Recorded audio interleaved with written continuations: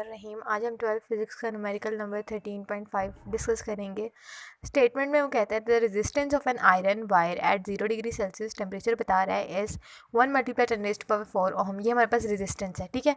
0 degree Celsius के temperature पर इतने हमारे पास रेजिस्टेंस दी गई है। What is the resistance at 5 degree 100 degree Celsius if the temperature coefficient of the resistance of iron is, ये हमारे पास अल्फ़ा यानी कि टेम्परेचर कोएफिशिएंट दिया गया है, ठीक है।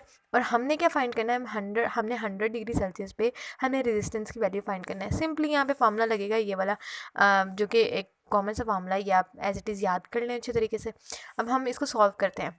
डिग्री सेल्सियस जो है वो एक ऐसा यूनिट नहीं है, तो हमने सबसे पहले सेल्सियस को केल्विन में कन्वर्ट करना है।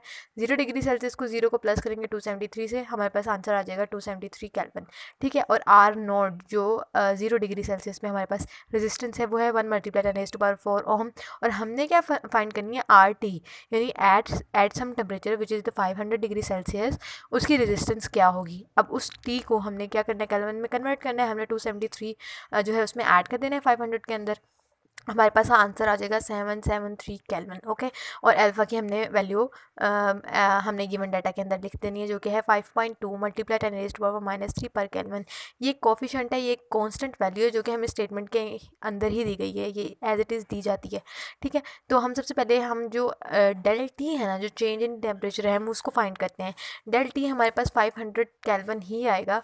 ये इसका एक बेसिक है, हम 273 क्योंकि दोनों में ऐड करते हैं, तो इसका जो डेल्टा टी होगा वो हमारे पास उतना ही आएगा जो कि टी हमारे पास वैल्यू दी गई होगी, ठीक है।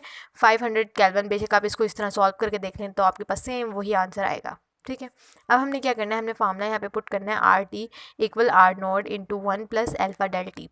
आर नोट की वैल्यू हमने लिख देनी है जो कि 1 मल्टीप्लाई 10⁴ इंटू 1 प्लस अल्फ़ा की वैल्यू पुट कर देनी है, और इसी तरह हमने इसको मल्टीप्लाई करवा देना है 500 के साथ। हम इसको सॉल्व करेंगे, देखें ये 2 0 है, ठीक है, मतलब 10⁻⁴ ये 2 है, तो इन दोनों की बेस सेम्स है तो पावर ऐड हो जाएंगी, यानी कि -3 + 2 इक्वल -1। अब हमारे पास 10⁻⁻1 है, 5 की वैल्यू है, और ये 5.2 है। 5.2 5 और 10⁻⁻1, ठीक है। उसके बाद हम देखते हैं कि हम इन दोनों को फिर मल्टीप्लाई करवा देते हैं, बल्कि इस तरह करते हैं, हम इसको मल्टीप्लाई करवाते हैं जो कि 0.5 आ गया, और इसको जब हम इसके साथ मल्टीप्लाई करवाएंगे, करके देख लेते हैं। 5 2 = 10, 5 5 = 25, 26 1 ऐड हो रहा है, और क्रॉस 0 0, तो हमारे पास जो आंसर है वो कुछ यूँ आ रहा है 1 2, यानी कि ये वाला पॉइंट यहाँ पे आएगा, ठीक है, ठीक है। तो हमारे पास 2.6 जो है यहाँ पे इन दोनों को मल्टीप्लाई करवाने से आंसर आया।